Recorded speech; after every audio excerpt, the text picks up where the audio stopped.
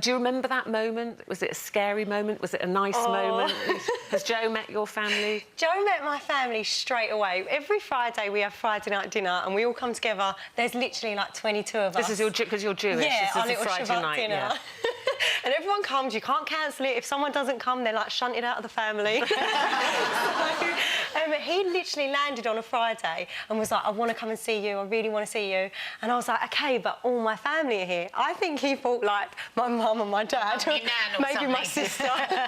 So he literally came to my house, opened the door and started sweating. How many people were there? There was about 20 of us, yeah. 20. At least 20 of us in the room. And what are the Solomon family like en masse? The Solomon family, like these really loud, you know, Jewish mothers who are just like, hello, and my dad's like, so, who are you? What are you? I want to know everything. So he's got it all out of the way in one foul swoop, as they Poor say. Joe was just in a state, and he was going to spend the night and stay over, but he was too scared to tell my dad. So my dad stayed there really late, and in the end he was like, Joe, when are you going home? Joe was like, now, yeah, I'm going to go. I'm going to go. It's funny, actually, because we know Joe, and he's all out there, isn't he? Little Cockney sparrow and all full of confidence. I can't imagine him sitting like that, being terrified. Wait till you meet my dad. You'll be like, oh, my goodness. He's so embarrassing. He's one of those really awkward people that... Well, I love you, Dad, so much, sorry. But he's one of those really awkward people that just puts his foot in it. You know when they, like, completely say the wrong thing? He's got these really broad views. David Solomon is never wrong. Never wrong. It is just so hard. That's like most dads, though, I wonder if it's not as significant, because when we were young, it was quite a big deal, wasn't it, to go and meet somebody's parents? Yeah.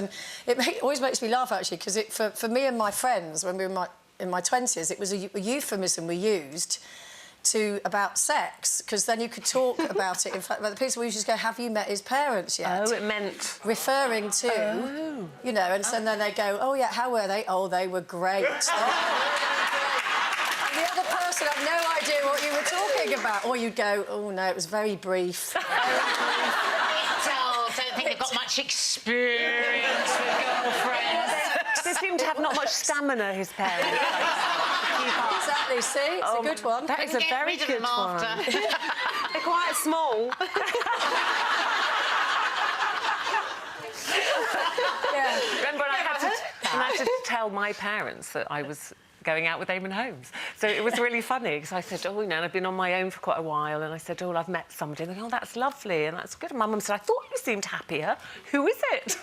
I went, oh, you know that programme in the morning? The dark-haired Irish guy. She went, Eamon, oh, we love Eamon. So that was the weirdest experience, feeling like they knew him before I'd even kind of introduced them. And you had bringing Taylor Swift home, isn't it? Yeah. Eamon Holmes. My mum would be well happy. So she was like that about you, Joe, don't worry.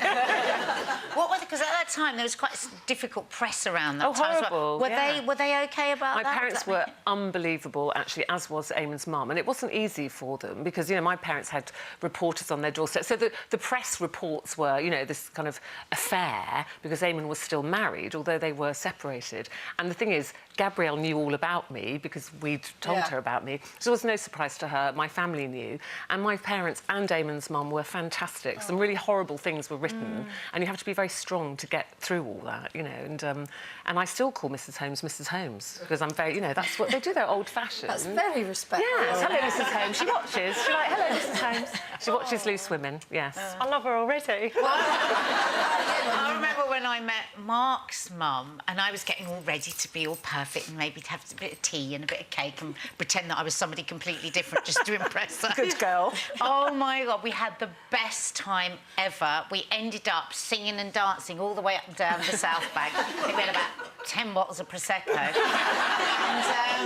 And she's a great friend of mine, and she has been from the first day I met her. That's nice. Even though she's a nightmare. For more Loose Women action, click here. And I'd subscribe if I were you. It's totally free, and it means you'll be kept up to date with new videos and exclusive YouTube content.